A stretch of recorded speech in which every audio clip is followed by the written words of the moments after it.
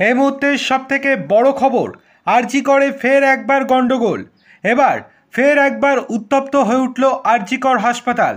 আজকে দুপুর 12:35 নাগাদ হঠাৎই আন্দোলনরত জুনিয়র চিকিৎসকদের ধর্ণা মঞ্চ খুলে দেওয়ার কাজ শুরু করে দেন ডেকারেটার্সের লোকজন।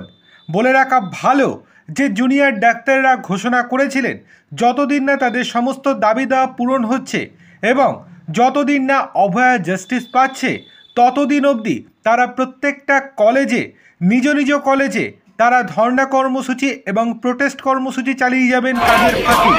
কিন্তু আজকে দেখা গেল আরজি করে 12:30 পর থেকেই ধর্ণা কর্মসূচির মঞ্চ খুলে ফেলার কাজ শুরু করেছে ডেকারেটার্সের লোকজন। তড়িঘড়ি খবর পেয়ে একদল জুনিয়র চিকিৎসক সেখানে এসে উপস্থিত হন এবং কথা কাটাকাটিতে জড়ান ডেকারেটার্সের লোকেদের সঙ্গে। এরপরে ডেকারেটার্সের লোকেরা জানান তারা একজন চিকিৎসকের ফোনের পরেই তারা এই ধর্ণা মঞ্চ খুলে ফেলার কাজ শুরু করে দিয়েছেন।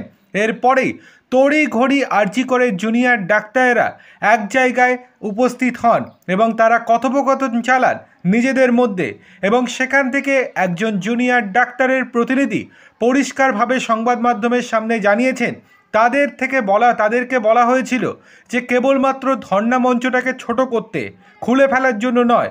কিন্তু এখানে হয়তো কোনো রকমভাবে মিসকমিউনিকেশন হয়ে গিয়েছে। এই মিসকমিউনিকেশনের জন্যই হয়তো ধর্ণা মঞ্চ খুলে ফেলার কাজ শুরু করে দিয়েছিল ডেকারেটার্সের লোকজন। কিন্তু প্রশ্ন হচ্ছে কোন সেই ডাক্তার যার নির্দেশে এই ধর্ণা মঞ্চ খুলে ফেলার কাজ শুরু করলো ডেকারেটার্সের লোকজন। আর সবচেয়ে বড় কথা, এতটাই কি ভুল শুনলো? খুলে ফেলা আর ছোট করার মধ্যে অনেক পার্থক্য আছে।